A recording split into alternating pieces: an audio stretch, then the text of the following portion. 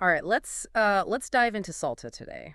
It's an Argentinian wine region that's, producing some really exceptional wines, but you don't hear about it as much as, some other regions. It's like a hidden gem in the wine world. Yeah, kind of an underdog story, right? Especially when you think about how famous Mendoza is, Argentina's like Malbec powerhouse. Exactly. So that's what makes this deep dive so interesting. We want to get to know Salta wine, understand what makes it stand out, and maybe even like figure out what to look for when we're picking out a bottle. The sources you sent over are all in Portuguese, which is kind of cool. And Mhm. it seems like they're written from a sommelier's perspective, like some real in-depth analysis. So I guess to get started, could you kind of remind us about Argentina's place in the world of wine? Well, Argentina's definitely become a big name in the wine world. And a lot of that's thanks to Malbec. It's really become their signature grape, known for those like big, bold reds. Right, Malbec is like their calling card, I guess. Yeah. But our sources are saying there's a change happening, like a move toward checking out a wider variety of grapes and regions. Oh, absolutely. Yeah. There's a definite push for diversity, and that's where Salta comes in. It's not trying to be another Mendoza, it's doing its own thing. And that's largely defined by altitude. Okay, now this is where it gets really interesting. So break it down for us. Mm. Why is altitude so important to Salta wine? Well, imagine like a grapevine way up in the Andes Mountains, thousands of feet above sea level. The air is thinner, there's less pressure, and the sun is super intense. So the grapes ripen way slower than they would at lower altitudes. And that slow ripening is key. That slow ripening, does it affect the flavor much compared to grapes grown at lower Oh, altitudes? definitely. Because of that intense sunlight and the thin air, the grapes develop thicker skins, and those skins are packed with tannins and really complex aromas. Yeah. So you not only get more concentrated flavors, but you get this incredible depth and intensity that you just wouldn't find in a grape that ripened quickly. That makes a lot of sense. The sources also talk about these huge temperature swings between day and night. How does that factor in? Oh, those temperature swings are super important for balance.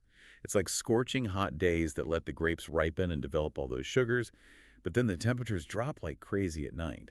So those cold nights are like a natural break. They help the grapes keep their acidity, which is so important for freshness and that lively character you find in Salta wines. And most importantly, that acidity lets these wines age really well. So it's like the best of both worlds, ripe fruit and refreshing acidity, all thanks to nature, right?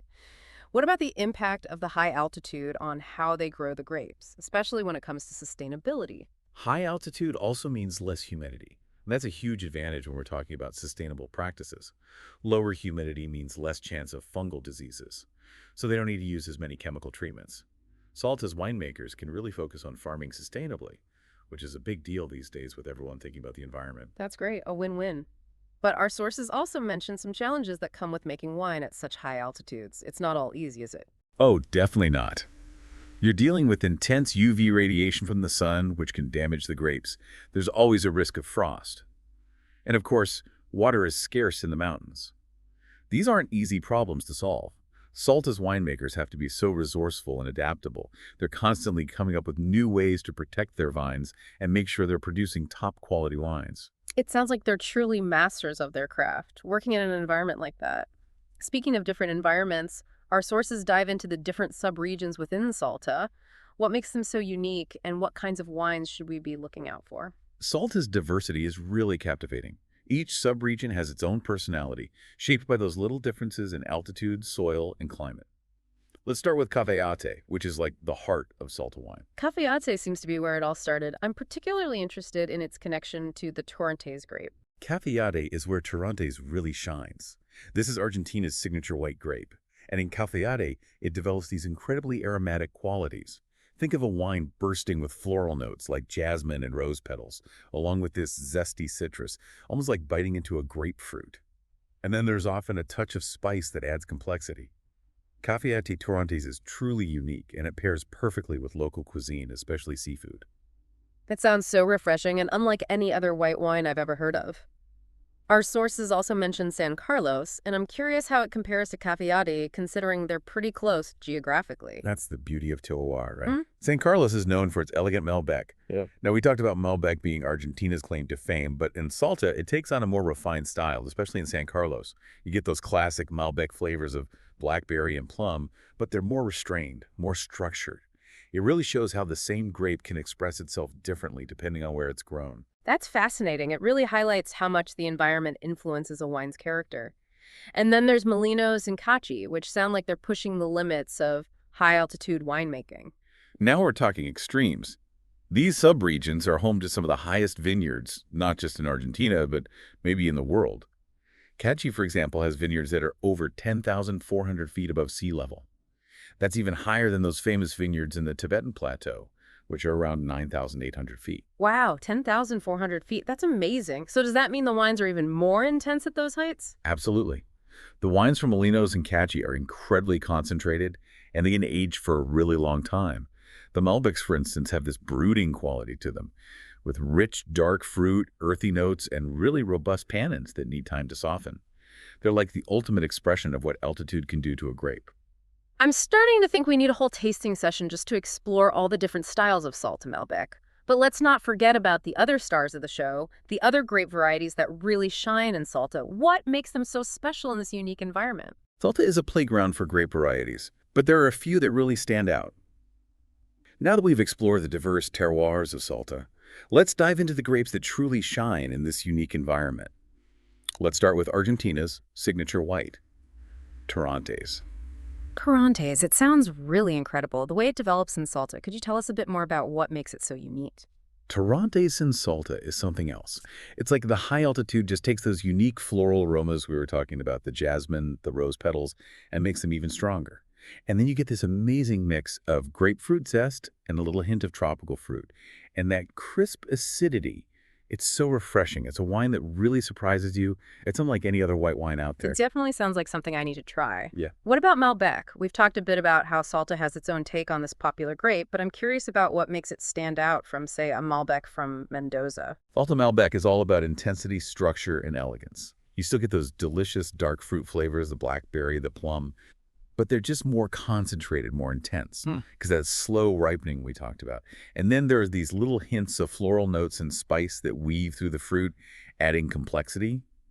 The tannins are firm, giving the wine a real backbone that lets it age beautifully. It's definitely a wine for people who appreciate depth and nuance. So if Mendoza Malbec is like the approachable, fruity friend, Salta Malbec is like the sophisticated, complex one. I like that analogy. They both have their place.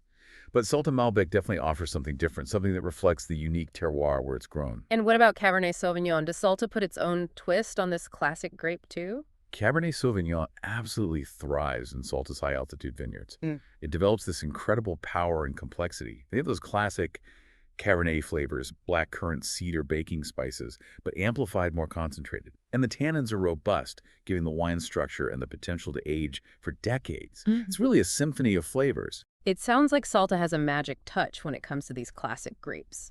Our sources also mention a couple of other varieties that are starting to get some attention, Tanit and Syrah. What's the story with those? Those are the ones to keep an eye on. If you're looking for something a bit more adventurous, Tanit, which is known for its strong tannins, actually shows a more balanced side in Salta. It seems like the high altitude and the unique climate soften those tannins. So you get a wine that's still powerful, but with more finesse and complexity. And Syrah, it just loves the Salta climate. It makes these spicy, fruit-forward wines that are incredibly versatile when it comes to food pairing. I'm getting the sense that Salta is a wine region that's all about exploration. It's a place where you can always discover something new and exciting. But let's shift gears a little bit and talk about the people behind these incredible wines. How are Salta's winemakers blending tradition and innovation to create these masterpieces? That's one of the things that really fascinates me about Salta winemaking. There's this deep respect for tradition, but also a willingness to try new things, new techniques. For centuries, winemakers in this region have used indigenous yeasts, which give the wines a unique character. It's like a connection to the land and its history. But they're also using modern techniques like temperature-controlled fermentation to preserve those delicate aromas and that vibrant acidity, especially important for a grape like Torrontés. So, honoring the past while looking to the future. What about oak aging? Is that still common practice in Salta? Oak aging is definitely still part of the process, but they use it carefully. Winemakers in Salta understand that you don't want to hide the fruit. You want to enhance its complexity. So they use oak selectively, often choosing larger barrels or shorter aging times to add those subtle layers of spice and texture without overpowering the wine's natural character. Sounds like a delicate balance. Our sources also highlighted the importance of sustainability in Salta. Can you tell us more about that? What are some of the specific practices these winemakers are using to protect their environment? Sustainability is more than just a trendy word in Salta. It's a way of life. A lot of wineries are going beyond just organic practices. They're adopting biodynamic principles. They see the vineyard as a whole ecosystem. Bodega Colome, for example. They have the amazing vineyards at over 8,000 feet in the Calchaquí valleys. And they're really committed to biodynamic practices. They use things like compost teas and cover crops. They even have their own cattle for natural fertilization. All of this is to minimize their impact on the environment and make wines that really reflect the purity of the terroir. It's so inspiring to see how these wineries are going above and beyond to preserve the land. It makes you appreciate the wines even more. But you know me, I'm always up for a wine adventure.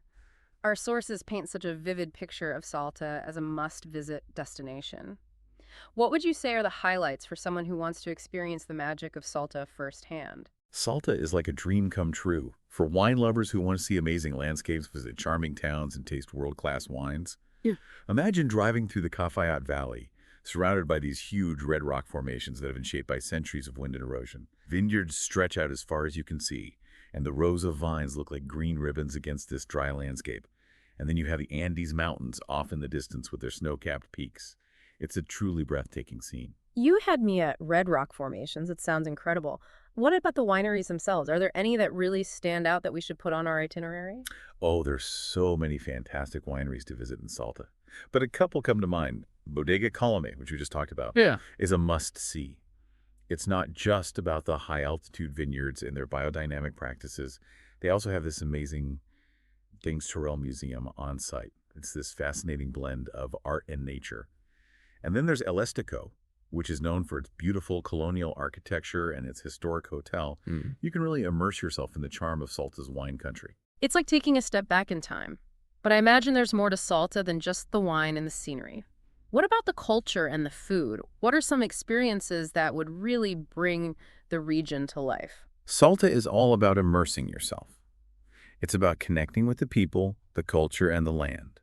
You can take guided tours of the vineyards, often led by the winemakers themselves. You can hear their stories and learn about their passion for this unique region. You can even participate in blending workshops and create your own custom blend of Salta wines. And of course, no trip to Salta is complete without experiencing the incredible food. The food is a crucial part of the experience. What are some of the must-try dishes? Salta's cuisine is this delicious mix of indigenous and Spanish influences. It's hearty and full of flavor, perfect for pairing with those bold Salta wines. You absolutely have to try the empanadas. They're like little savory pastries filled with different meats, cheeses, and vegetables. And then there's locro, which is this traditional stew made with squash, corned beans, and meat. It's incredibly comforting and flavorful. And of course, you can't go to Argentina without trying an asado, their famous barbecue. Okay, you've convinced me Salta Asado is going on my culinary bucket list. It all sounds amazing. But before we get carried away with travel plans, I think we need to pause for a second and think about what really makes Salta wine so special. What are the key takeaways here? Why should Salta be on every wine lover's radar? What's really remarkable about Salta is how all of these elements come together to create something truly exceptional. It's the combination of the altitude, those unique grape varieties, the passionate winemakers who are pushing boundaries, and these breathtaking landscapes. It's a reminder that wine isn't just a drink. It's a reflection of a place, its history, and its people. It sounds like a wine region that has it all: the quality, the diversity, the stories, the scenery. But what about its future? Our sources hinted at both challenges and opportunities on the horizon. Salta is at a crossroads like a lot of wine regions around the world. Climate change is a big concern. It could really disrupt weather patterns and impact grape growing. Water scarcity is an ongoing challenge in this dry environment. Yeah. And then there's the global wine market, which is so competitive, and Salta is still trying to make its mark. So there are definitely hurdles to overcome, but it sounds like there's also a lot of optimism, a belief in Salta's potential. Oh, absolutely. Salta's winemakers are resilient. They're facing these challenges head on. They're implementing sustainable practices, exploring drought-resistant grape varieties, and constantly innovating to adapt to the changing climate. They're also working together, sharing knowledge and resources to make sure the region's vineyards are healthy for years to come. And there's a growing awareness of Salta wines internationally, as people look for new and exciting wines to try. It's great to hear that they're being proactive about these challenges while also getting the word out about Salta wine globally. But digging a little deeper into that history, How has Salta's past shaped the unique character of its wines that we see today? Salta's winemaking heritage is really fascinating. It's a blend of indigenous traditions and the influence of Spanish colonization. The Spanish brought European grapevines to the region in the 16th century, but there's evidence that suggests indigenous people were already using native grape varieties long before that.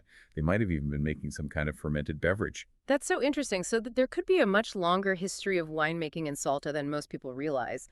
What about those early Spanish vineyards? What were they like? Imagine you're a Spanish settler arriving in this new land. Yeah. You're surrounded by mountains and these vast, fertile valleys. Wine was a huge part of life back then. It was important for religious reasons, for sustenance, and just for enjoyment. So these settlers planted vineyards near their settlements and missions. They brought grape varieties that were common in Spain at the time. So those early vineyards were really the foundation for what would become Salta's thriving wine industry. But it sounds like it wasn't all smooth sailing. What were some of the challenges they had to overcome? Well, Salta was really isolated from the major wine regions in Argentina, like Mendoza. So for a long time, it was mainly focused on small-scale production, mostly for local consumption. Transporting wine through those mountains was a real logistical nightmare, and the region went through a lot of economic ups and downs and extreme weather events. But even with all those hurdles, the winemakers kept going. They were driven by their passion for the land and their craft. It seems like resilience is a big part of Salta winemaking. But our sources point to a really important moment in the late 19th and early 20th centuries, the arrival of European immigrants. How did that influx of new people and new ideas influence Salto wine? That's a really important chapter in Salta's winemaking story. Those immigrants, mostly from Italy and Spain, brought so much knowledge about European grape varieties and winemaking techniques. They introduced new grapes to the region, like Malbec Cabernet Sauvignon. And maybe most importantly, the white grape, Torrontés Riojano, which really found its perfect home in Salta's high-altitude vineyards. So it's like Salta's winemaking traditions got a major upgrade. New grapes, new techniques. It makes sense that the region started to get noticed for its high-quality wines. But I'm curious about those modern innovations our sources mentioned. How are Salta's winemakers finding that balance between honoring the past and embracing the future? It's a tricky balance, but they're doing it really well. They have so much respect for their heritage, but they're not afraid to experiment, to use new ideas and technologies to make their wines even better. They're using temperature-controlled fermentation to preserve those delicate aromas. They're experimenting with different types of aging vessels, and they're refining their techniques for managing tannins to create wines that are powerful but elegant. And as we talked about earlier, they're leading the way in sustainable practices. They know that the future of Salta wine depends on the health of the land. It's really inspiring to see how they're embracing both tradition and innovation. But let's be honest, the appeal of Salta wine wouldn't be the same without those incredible landscapes. Can you paint a picture of what it's like to visit this wine lover's paradise? Picture this. You're standing in the middle of the Cafayate Valley. You're surrounded by these towering red rock formations that have been shaped by centuries of wind and erosion. The air is crisp and dry, the sky is bright blue, and there are vineyards as far as the eye can see. The rows of vines are so carefully tended they look like emerald ribbons against this dry landscape. And then in the distance, you see the majestic Andes Mountains, their snow-capped peaks reaching for the sky. It's a sensory experience unlike any other. It sounds absolutely magical, but it's not just about the scenery, right? What about the people, the culture, the food? What makes a trip to Salta so special? Salta is all about immersing yourself. It's about meeting those passionate winemakers, hearing their stories, and tasting the results of their hard work. It's about exploring those charming towns like Cafayate with its relaxed atmosphere and adobe architecture. It's about getting a taste of the local culture, whether it's watching a traditional folk music performance or just enjoying a long lunch at a local restaurant. And of course, it's about savoring the flavors of Salta's unique cuisine. Speaking of cuisine, what should we add to our culinary bucket list? Salta's cuisine is a wonderful blend of indigenous and Spanish influences. It's hearty and flavorful, and it goes perfectly with those bold Salta wines. You absolutely have to try empanadas. They're like little savory pastries filled with all sorts of things, meats, cheeses, vegetables. And then there's locro, a traditional stew made with squash, corn, beans, and meat. It's so comforting and flavorful. And of course, you can't go to Argentina without trying an asado, their famous barbecue. Okay, you've convinced me Salta Asado is going on the list, but I have to ask, what does the future hold for this incredible wine region? What trends are you seeing and what challenges are they facing? Salta is at a crossroads just like a lot of wine regions around the world. On the one hand, they have this amazing terroir, these unique grape varieties, and a growing reputation for making exceptional wines. But they also have some big challenges to face. Climate change is a major concern. It could really change weather patterns and affect how grapes grow. Water scarcity is an ongoing issue in this dry environment. And then there's the pressure of competing in a global market where Salta is still relatively unknown. So it's this delicate balancing act between playing to their strengths and dealing with these challenges. How can they hold on to what makes Salta so special while adapting to these changing circumstances? I think the key is innovation collaboration and a strong commitment to sustainability. Winemakers in Salta are already using new techniques to try to lessen the effects of climate change. They're trying out drought-resistant grape varieties, putting in water-saving irrigation systems, and looking at alternative energy sources. They're also working together, sharing what they know and their resources to make sure the vineyards in the region stay healthy. And maybe most importantly, they're realizing that sustainability isn't just about the environment. It's about protecting their heritage, their culture, and their way of life. It's inspiring to see how they're taking on these challenges head on, with a real determination to protect what makes Salta so unique. But what are the key takeaways for our listeners? Why should they care about Salta wine? Here's why Salta matters. It's like a new frontier in winemaking, a place where altitude, innovation, and passion all come together to produce wines that are truly different. Salta wines are a revelation. They're vibrant, expressive, and full of character. They give you a glimpse into a world where winemaking is an art form, a way of life, and a testament to the power of nature. It sounds like Salta wine is more than just a drink. It's an experience, a story, a journey. Exactly. And it's a journey worth taking. Well said. But before we wrap up this deep dive, I have one last question for you. What's one thing our listeners can do to experience the magic of Salta wine for themselves? It's simple. Find a bottle of Salta wine, pour yourself a glass, and let your senses take you to the Andes Mountains.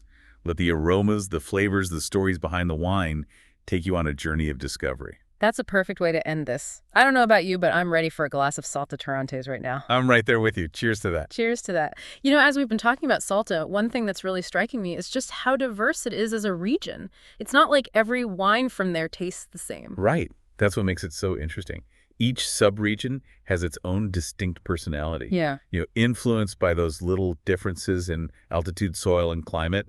It's like a puzzle where all the pieces fit together to create this complex and beautiful picture of Salta wine. Exactly. It really makes you appreciate all the work that goes into those unique expressions of terroir. And that brings up an interesting question. What does the future hold for Salta wine? We've touched on some of the challenges like climate change and water scarcity. Those are definitely hurdles. Hmm. But I think there's reason to be optimistic. One exciting thing is that Salta wine is still kind of under the radar globally. As more people become adventurous and start looking for wines with real personality and a sense of place, I think Salta has the potential to really become something special. Like a hidden gem waiting to be discovered. But what role do you see innovation playing in shaping the future of Salta wine? I think innovation is crucial. Winemakers in Salta are always willing to experiment to push the boundaries.